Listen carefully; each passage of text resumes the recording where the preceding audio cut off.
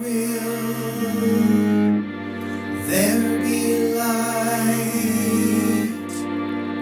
I will there be light. So as we wind our way toward the actual Feast of Francis, I have this book that I received a few years ago. It's I think the first English edition of a book called The Little Flowers of St. Francis. It was a book that was collected, stories that were collected a short while after Francis left, through the brothers that were with him, the friends that he had who lived with him day and night. And some of the stories are rather fantastic, and it's hard to separate the legends from the actual stories. But I thought this morning I'm just going to open it up and I'm going to see what story we come to and see what that can teach us today. And oddly enough, the one that I opened up to I think is a true story. It's true because there's something that still is in Assisi that I just saw a few days ago, actually, again for the 20th or 30th time, that has been happening all these centuries, for 800 years. And that is, when you go into this basilica, at the time of Francis, it was just a small chapel and then an area with some huts and some different places where the brothers would eat or sleep. And when you go there now, there is a statue of Francis. And in the statue, he just has his hands like this, and doves built a nest in his hands. And whenever you go, whatever season you go in, there will always be two doves, either in the nest or just sitting at his feet, and back and forth. And this has been going on for 800 years, that these doves and all of their ancestors have been just sitting there in his arms. And so I want to read quickly the story that I think started that whole experience.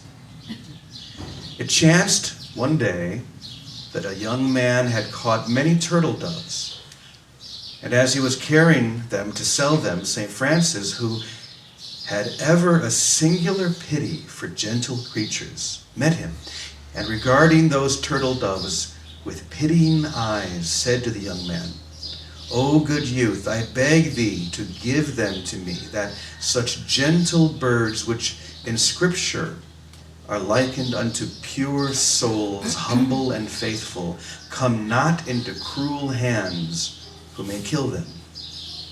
The youth, inspired by God, straightway gave them all to St. Francis, and he, receiving them in his bosom, began to speak unto them sweetly.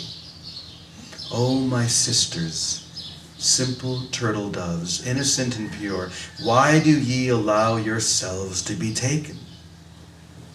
Now I wish you to fly from death, and make your nests that you may produce fruit and multiply according to the commandments of our Creator." And St. Francis went and made nests for them all. And they, using them, began to lay eggs and produce young before the eyes of the brothers. And so tame were they, and behaved with St. Francis and all the other brothers as if they had been fowls already reared by them. And they never departed, unless St. Francis with his blessing gave them leave to depart. And unto the youth who had given them to him, Francis said, "Little son, thou shalt yet be a brother in this order, and thou shalt serve Jesus Christ precisely." And thus it chanced, inasmuch as the said youth became a brother and lived in the order with great sanctity. I don't know quite what this is supposed to teach us today, other than gentleness and love always wins the victory. To know that this story probably did happen. It sounds like something that would happen. Many of the stories in a book like this are like, I'm not sure if that one happened or not. But I think this one did, especially when you consider the fact that all these hundreds of years later, there's still that nest. I just saw it a few days ago. Those turtle doves are still there every day. I've never gone there once and not seen them. So maybe each one of us can turn inward and ask the question. Instead of me telling you what that means, maybe you can just ask yourself, what does that mean to me? What lesson does that teach to me? Gentleness, harmony, living in peace with all the creatures that surround me. It certainly is one of the great lessons that Francis can teach us.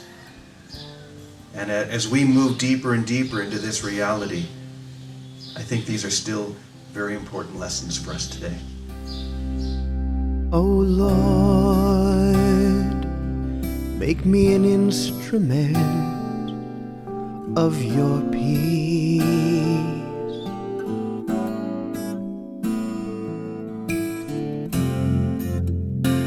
Where there is hatred, bring your love.